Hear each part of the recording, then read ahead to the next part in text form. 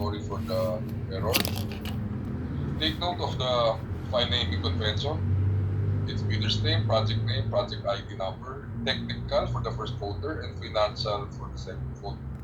Please take note that the maximum number of characters allowed is only 255 characters. If you exceed the maximum of 255 characters, yun po is syntax error notification. If you receive a syntax error notification, it means that you have exceeded the maximum allowable of 255 characters. So once you have created the file folders and saved for the document folders, you will now compress the files using either WinRAR, WinZip, or 7-zip. Take note that if you use WinRAR, the file extension shall be .rar. For WinZip, it's .zip, and for 7-zip, it's .7zip. Next is to set a password for all folders. How do you set a password?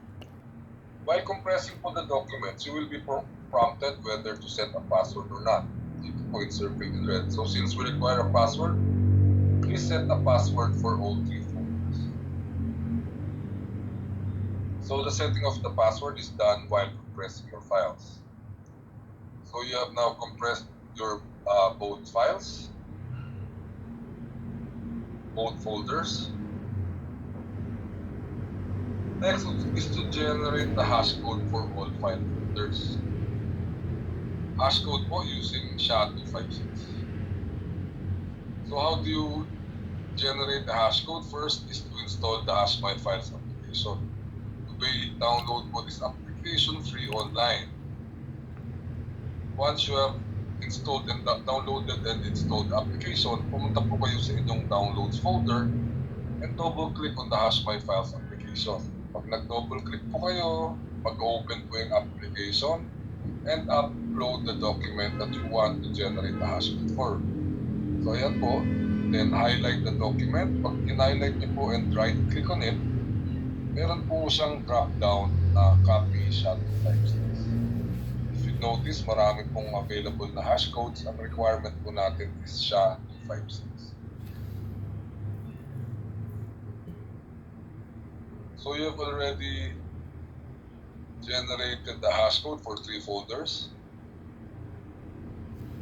Create a table containing 2 columns. Yung first column contains the folder name, and the second folder po yung hash code. I-copy-paste nyo lang po yung hash codes dito sa table. And send the table to us either as an attachment to the email or in the body. So to summarize how to generate the hash code, first is to install the HashMyFiles application. Once installed, you upload the document and right-click on the document and copy SHA-256. Copy the hash code and save in the table. Again, the first folder, save all the documents in the first folder. Generate the hash, create a password, compress, create a password, and generate the hash code. For the second folder, again, you save the documents in the second folder, you compress, set a password, and generate the hash code. So now, you have 2 folders. I-save nyo po yung first and second folders doon sa third folder or yung mother folder. That will be your bid submission. So meron ako yung mother folder, you perform the same steps. Compress the mother folder, set a password, and generate a hash code. Take note again of the file naming convention, which is a maximum of 255 characters. So how do you submit your bid docs to us? You shall submit your bid docs to us via Google Drive. Bakit po Google Drive? Dahil ang Google Drive po, ang maximum allowable na is 15 gig. 15 gig compared po sa email account, I think it's 25 MB lang. 25. Tama ba po? Basta Google Drive allows larger attachments. So if you don't have a Google Drive, first create the Google account. Once you already have a Google account, you may use all the tools available to you in Google. So yung mother folder po, i-upload nyo sa inyong Google Drive. So how do you do that?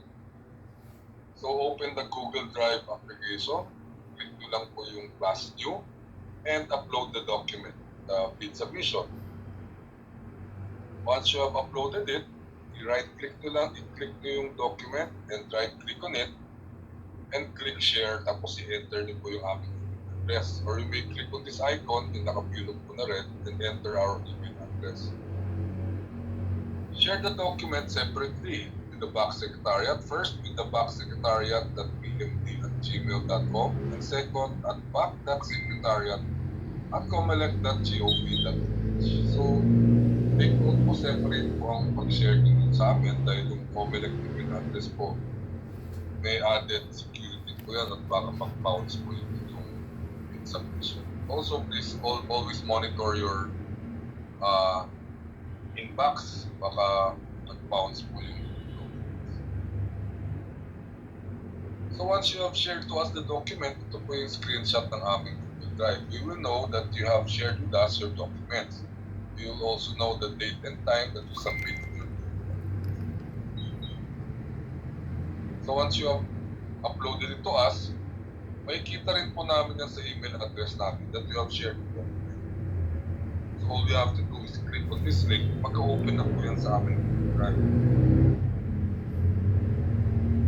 Common mistakes po in the past, ang ginagawa po nila ay kinakopy nila yung link at yung link ang sinesend nila sa amin. Don't do that po. Kasi if you do that, and we click on the link, mag-open po yung link na yan sa inyong Google Drive. So hindi namin mabubuksan yan dahil po Google account, Google Drive account.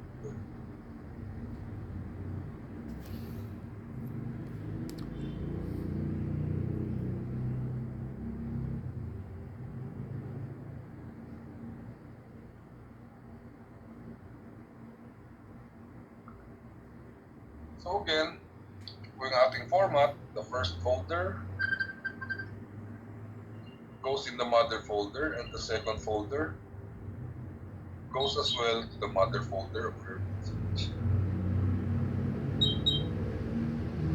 Very important reminder, please ensure that your files are not corrupted. As stated in our instruction to bidders, an electronic copy that cannot be opened or is corrupted shall be considered as non-responsive and thus shall be automatically disqualified. So check niyo po na kayang mabuksan ang inyong submission.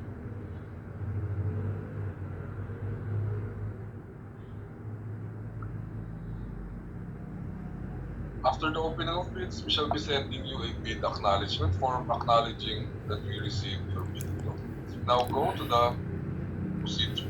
As mentioned, opening of bids shall be conducted online via Microsoft Teams. We shall be sending you a link to your official email address. We shall be sending the link to the MS Teams meeting to your official email address. And the date and time for the opening of bids, the bid opener shall be requesting you for your passwords, which you may disclose online or you may type in the chat box. So once we have disclosed your passwords, we shall be extracting the documents and downloading them. Once we have downloaded them, we shall be forwarding them to the persons concerned, Sir the back, the DWG, the end users, and the observers. As regards the evaluation of bids, the DWG head shall be creating several submitting groups depending on the number of bidders who submitted bids. So if all 20 prospective bidders will participate, then the DWG head shall be creating 20 submitting groups, or depending on how many she will be creating. The link to these submitting groups shall then again be emailed to you, or we shall be sending the link in the chat box wherein you may join to the submitting groups. So that's it. We now go to As mentioned by our chairperson, please submit your request for clarifications on any part of the billing documents or on the online procedure 10 calendar days before the deadline for the submission of bids or on August 13, 2022. This may be sent through fax or email. Since this is a Saturday, may tao naman po dito pag Saturdays. To which the bank shall respond via a bid bulletin 7 calendar days before the deadline for the submission of bids, which is on August 16.